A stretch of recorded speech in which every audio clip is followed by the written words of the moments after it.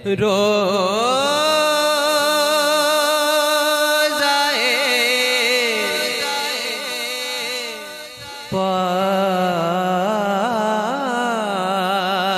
پہ سب ضبط نفس کرتے ہیں،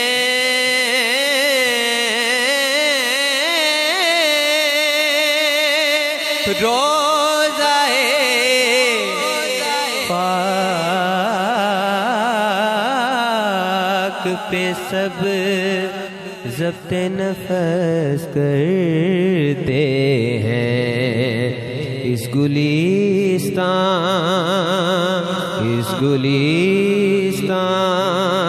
میں دبے پاؤں ہوا آتی ہے، اس گلستان میں دبے پاؤں ہوا آتی ہے۔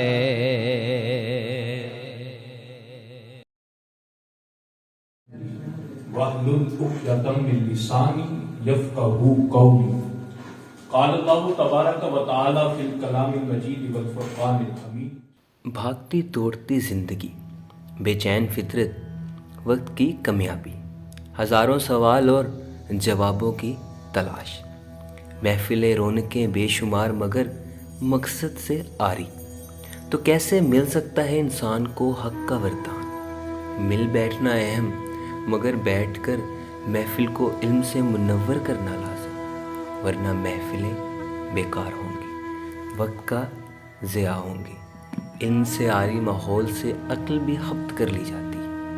اس لیے جب محفل سجتی ہے اور یار مل جاتے ہیں، تب تلاش ہوتی ہے اپنے اندر اس سکون کی جو افتتاح زمانہ نگل گیا ہے۔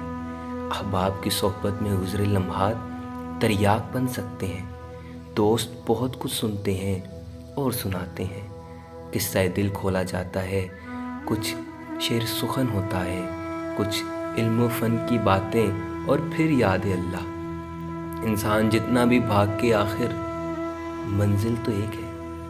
منزل جب حق کی ہے تو لمحہ موجود کو بیکار کیسے جانے دیا جا سکتا ہے؟ اس لیے اجل کی آواز پر لبیک کہنے سے قبل جو با وقت میسر ہے، اس کو اپنے عمل سے ہم جب مثبت بنا دیتے ہیں، تبھی اس کا حق ادا ہو سکتا ہے۔ آپ بھی دیکھیے ہم سخن۔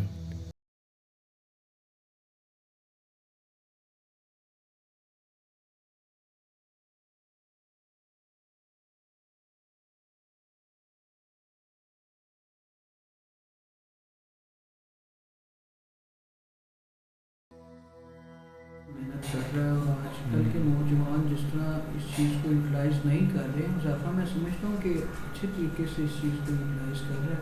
کسی طرح مولانا صاحب بات، میرا ایک سوال ہے، ابھی بات ہو رہی تھی نوجوانوں کے اوپر، تو یہ ریکارڈنگ بعد میں کر لیتے ہیں، ایک رہ گئی نا اس کے بعد۔ اچھا، تو ایک سوال یہ ہے کہ for the consistency what should we do first? ٹھیک ہے، ہم نے سوچ تو لیا ہے کہ ایک کام کرنا ہے۔ اچھا، میں اپنی مثال ہوں نا، تو ایک کام اگر سوچ لیا کہ یہ کرنا ہے، تو پھر ایک اور ظاہری بات ہے، میں نے بڑی بڑی جگہ جو ہے نا ٹانگیں اڑائی ہوئی ہیں، تو یہ بھی کرنا ہے، یہ بھی کرنا ہے۔ تو اگر ایک چیز کو سوچ لیا ہے تو اس کے لیے پہلے کیا عمل کریں تو پھر اس پہ کام بھی پراپر طریقے سے ہو؟ سب سے پہلی بات تو یہ ہے نا کہ آپ کا مقصد زندگی ایک اس کا تعین ہونا ضروری ہے۔ بالکل صحیح، یعنی آپ نے چلنا کس راستے پر ہے، اور پھر آپ یہ بھی طے کر لیں کہ میں جس راستے پہ چل رہا ہوں نا، یہاں پہ دشوار گزار بھی ہو سکتا ہے، کٹھن بھی ہو سکتا ہے، یہاں تاریکی بھی ہو سکتی ہے، تو راستے میں آپ کو ٹھوکریں بھی لگ سکتی ہیں۔ تو یہ سب کچھ آپ نے سوچنا ہے کہ مشکلات آ سکتی ہیں، پریشانیاں آ سکتی ہیں، لیکن نظر جو آپ کی منزل پہ ہونی چاہیے۔ ٹھیک، میں نے منزل تک پہنچنا ہے۔ جب آپ کا مقصد واضح ہے، آپ نے مقصد بنا لیا ہے، مشکلات کا ذہن میں ایک سانچا سا اسکیچ سا بھی بنا لیا کہ مشکلات آ سکتی ہیں اور میں نے مشکلات سے کیسے گزرنا ہے، تو مشکلات سے گزرنے کا بہترین طریقہ یہی ہوتا ہے کہ آپ بس یہ سوچیں کہ اگر میں گزر جاؤں گا تو اس منزل تک پہنچ جاؤں گا، اور منزل میرے سامنے، منزل کا تصور جو آپ کے سامنے ہوگا نا تو وہ آپ کو مشکلات سے گزار بھی دے گا اور آپ استقامت کے ساتھ چلتے جائیں گے. دینی نقطہ نگاہ سے بھی دیکھیں تو استقامت بہت بڑی چیز ہے. صوفیہ کرام اکثر کہتے ہیں کہ الاستقامت فوق الکرامہ، کرامت بڑی چیز نہیں ہے، استقامت کرامت سے بھی اوپر ہے. تو استقامت کے ساتھ چلتے رہنا.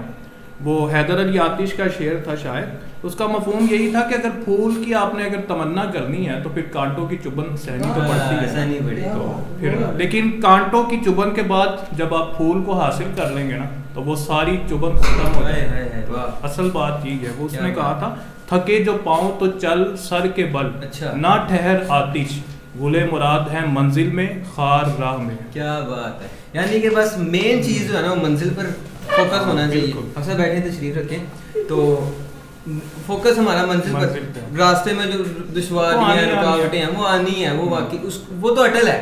اب دیکھیں نا بہت سے لوگ وہ رکاوٹوں سے ڈر کے رک جاتے ہیں، وہ پھر منزل تک پہنچ ہی نہیں سکتے.